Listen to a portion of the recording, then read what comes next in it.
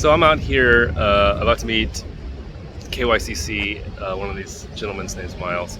He reached out and wanted a mural artist for this wall in Koreatown, and it's so exciting for me because it's a beautiful wall, and I mean it's got its issues, but it's a great location, great visibility, and it's for a good cause. So look at this wall I got.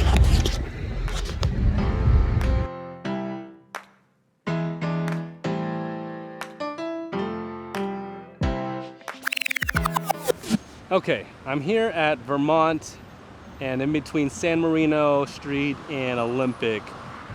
The other mural wall, they didn't give it to me due to some, structural issues with the wall. The city didn't feel safe employing me. A whole bunch of wild stuff. Anyways, 6 months of waiting for that, I received the new wall, which is way cooler because it's on Vermont.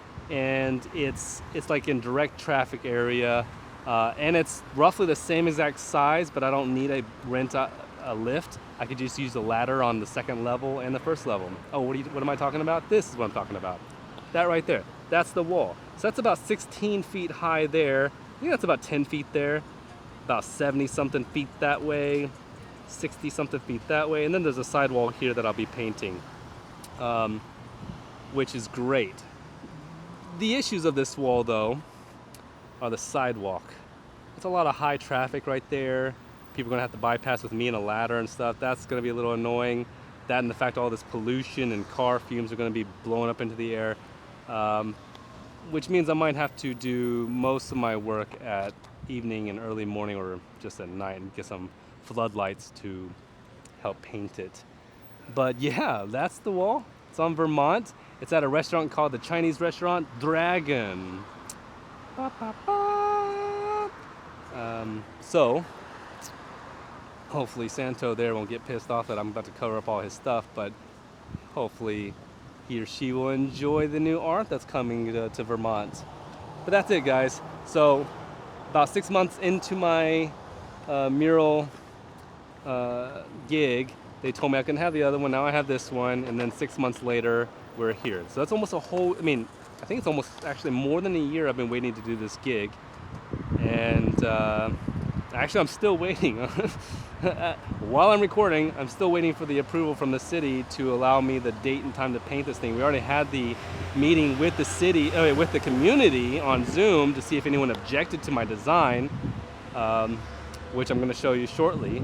Is a children's book nature design that's fun and vibrant, something unique and simple too, not overly complicated with all these different layers of graphic designs and stuff like that, where you see a lot of amazing artists do, but I felt like some of the art's so complicated that kids can't really come to enjoy it as much, like younger kids, and I wanted something for them since they're the ones who love nature more than the adults who just throw trash everywhere. Oh, maybe it's the other way around. I don't know. Maybe I shouldn't put that in there.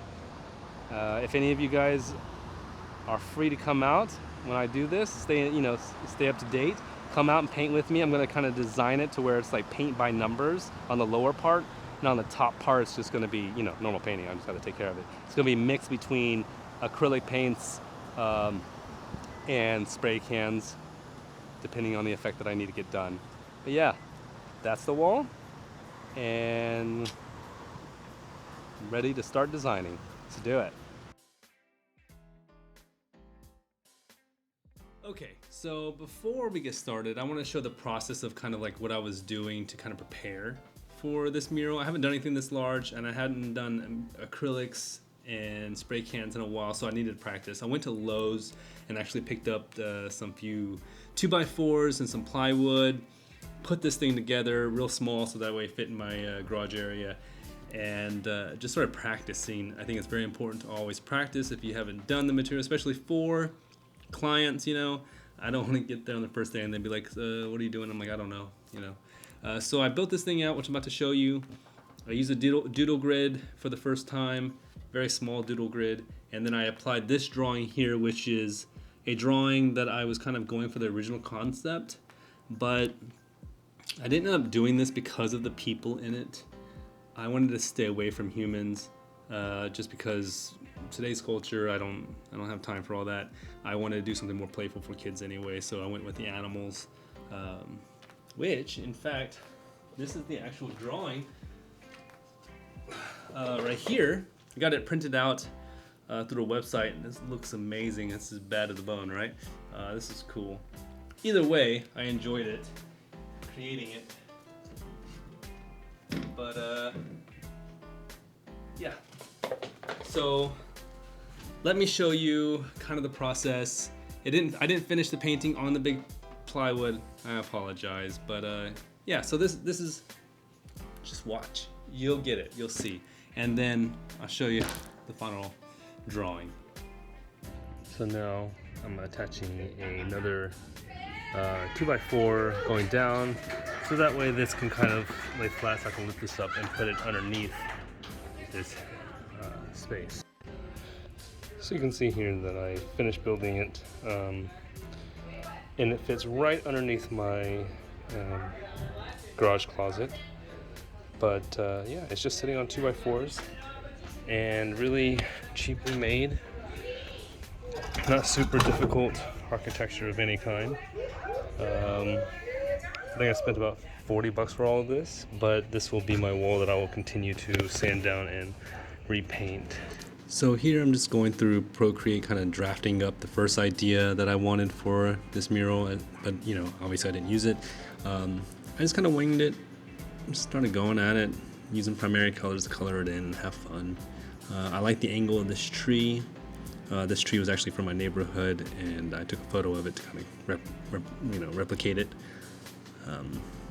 Yeah, kind of the process. And these are some of the paints that I used. I just had these lying around from other commissions.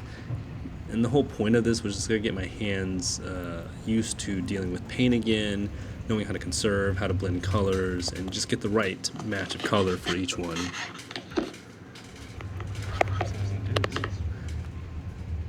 That triangle here,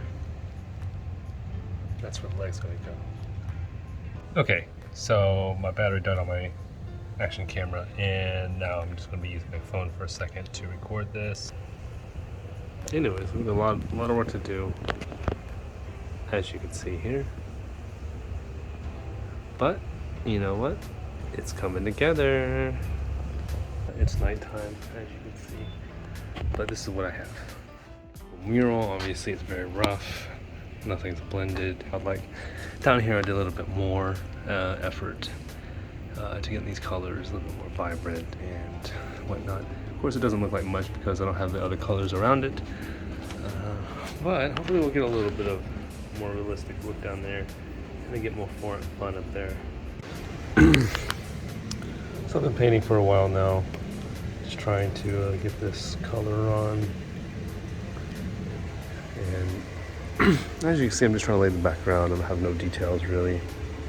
I did do a little bit of shading here, but yeah, I mean, it looks like chaos, but it'll come together, I hope. Okay, so now you kind of see the process I was going through. I'm sorry I didn't finish it. I lost the footage. I don't know what happened to it. Honestly, I have no idea. But now I'm going to go into actually the drawing that got accepted by the city, by KYCC, to be put on this wall. I hope you enjoy. I'm going to talk about it and explain some of the process during it. And yeah, I like it. I think it's fun. I think kids will love it. So I wanted to start off this drawing. The original idea was to have a bunch of people walking down the sidewalk and all these trees kind of be benefiting them and dropping some fruit, and this young lady throwing up an orange, having everybody kind of being transparent, and having the shadows actually being, when they come across the person, they turn into like foliage and nature. But the angle was kind of tough, and it would have been cool, but it felt a little bit strange. So here I am just trying to color it in, kind of get the vibe, seeing if it works out. And it looks cool. I might actually do the drawing as an actual piece outside of a mural, but I don't think it actually told the story of something joyful. It was just more abstract, more of a piece for myself and not so much for the city. So I ended up canning it, but I definitely like playing with it. So then I went to the second idea, which was all these trees kind of being bombed into the city and swirling around like a tornado, and all these buildings kind of like swirling toward this one center city tree. And I used Google Maps here, taking screenshots of the angles, because I wanted to kind of build this perspective that was something I couldn't really draw off the top of my head.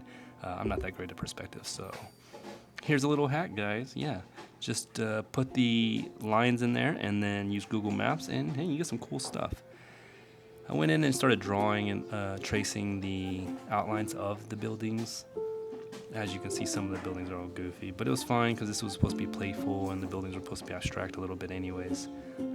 And then I started adding trees growing, some plants and gardens on top of the roofs. I took this idea from Korea, where in Korea they have a lot of plants and gardens on top of buildings.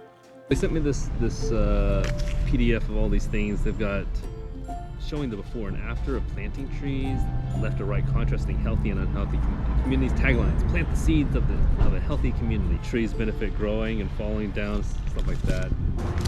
And then you have something like this. You go match a school bus vibe. You got a very playful communal vibe because these were all made separately, it looks like. And then mosaics. They wanted something like the central with a tree. You can see that there's a tree here. Orchid tree I will put in there. It's beautiful. The birds, the pigeon and the woodpecker. The woodpecker is kind of fun, and I can work with that. Cleaner air, cooling. So I'm doing the cooling and urban heat, providing shade. So the tree has shade, that's what the green part is.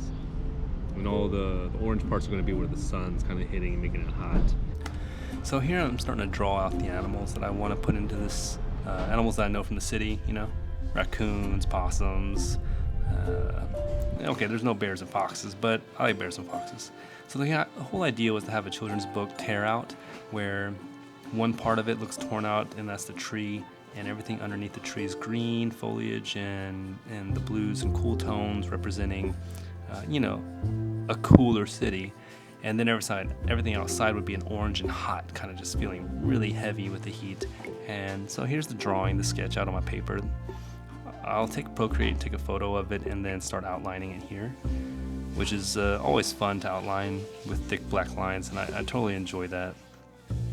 So I have a bear here, kind of sleeping by the tree, and all these different plants and lavender and all these kind of things that I've seen around the city that I've taken photos of. I'm going to start drawing them in and just creating the image as I go. And this is the sidewall. It's about 6 feet wide by like 14 feet or 16 feet high in different areas. This is going to be a different perspective of the possum. You can see the possum from the chin point of view instead of the side, just to play with angles. And these are some of the colors I was using, the greens. I wanted, you know, like I said, it was going to be a children's book idea. I went with a little bit more hard contrast on the greens. Here was another idea of the tree becoming hot at the edge of it. So now it's just about putting those colors in there and filling in the spaces. I do over here where there's missing images. I wanted to use these kind of colors, but they just didn't really work out. So, you know, I ended up changing it to more of a red and a orange tone. So here I'm drawing. I need to get an idea of if these colors are going to even match. So I'm just going to do an outline, fill them in, and then just test out if the colors are going to be complementary to each other, which they're not. And you'll see shortly that this color with the green just looks really weird. And I change it to more of an orange tones later. But yeah, just going to go in here and start coloring them in. This will help me also put an overlay on the drawing later so that I can just change the whole image real easily if I need to. I mean, the color tones.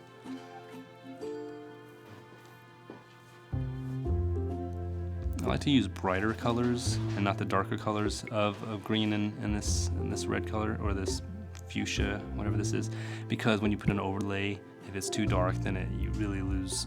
It goes too dark, you know, like the contrast is too much, and lighter colors kind of blend better.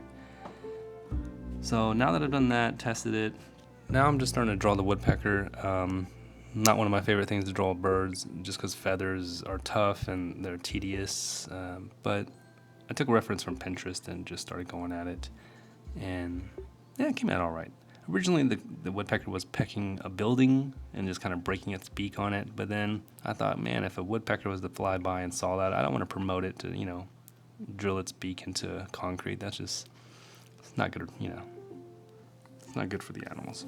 So I changed it to a palm tree, and less of a excruciating pain from the woodpecker and more of a, you know, happier look. Because right now he looks just so miserable. I make him smiling later just to keep it a little bit more joyful. But yeah, you can see I'm starting to create cracks from the concrete. And the feathers here and kind of the emotions, which don't stick because even though this is all detailed here, I go in and all the hot spots where they're orange, I start simplifying the image to keep it very simple and almost more of shapes with shadows than it is a cartoon look. And you'll see shortly.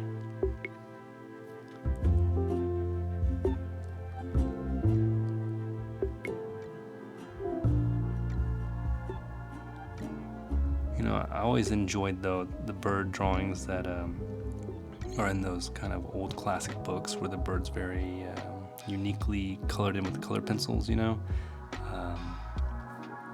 I find that to be a very cool art style, and just something I can't do though. Not yet. So now I'm just putting in a couple more feathers for accent. Like I said, I don't use it, but it's fun to draw. And you can kind of see my style where I put a lot of detail into things to bring out the emotions. So now I'm going to start drawing the raccoon. Raccoons are more of the funny of the characters. I enjoy drawing it because I see a lot of raccoons over where I live, and the creature there below is not a dog. It could be a dog. I guess it's kind of a dog, but it was supposed to be a coyote because you know there's coyotes in LA. But this raccoon was supposed to be is like in pain from getting blasted by a fire hydrant, and I thought that'd be funny for kids to walk by and just see animals being sprayed by water. I was gonna put like a goldfish at the bottom and stuff, you know. Here I'm trying to draw the teeth so I can show some kind of emotion here, and it's actually fun. I like drawing the teeth. I like drawing emotions like this in animals. Not that I do it very often, but it's very fun. So yeah. Funny thing is that because Procreate, you can always undo your drawing real quick by double tapping with your fingers. I actually do this on paper a lot for some reason. I'll start drawing and then I'll try to double tap a piece of paper and the paper just looks at me like I'm dumb, because it's partially true. Here I'm drawing a fire hydrant being, you know, the fish is like trying to drink all the water it can to stay alive. I thought it'd be funny to have its eyes bulging out and its body about to explode with water.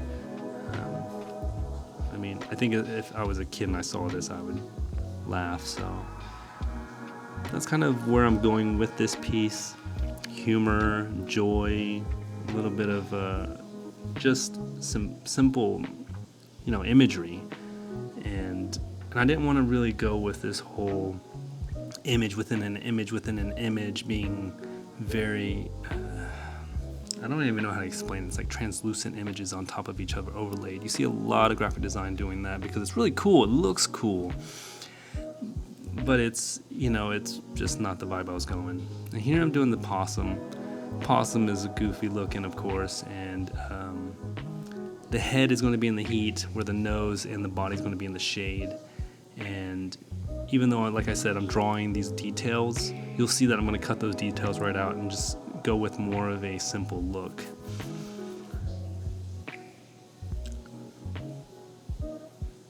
So, and now I'm just going in and putting some nice shading and kind of fades into these succulents on the ground. California has a lot of succulents and a lot of cactus and cacti and all kinds of stuff. So I want to make sure they get represented too. And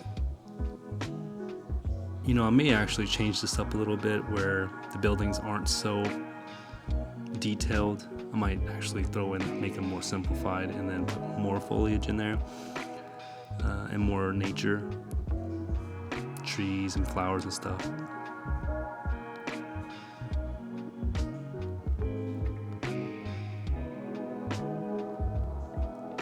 The animal that's running in my hand right now is actually supposed to be a fox, but I didn't want to have him be orange because the rest of the image was going to be orange and that was supposed to represent, the heat. So I kind of went with this more of a fuchsia pink color. I just, felt like it would be a good complement to the other green and the yellow and oranges around it.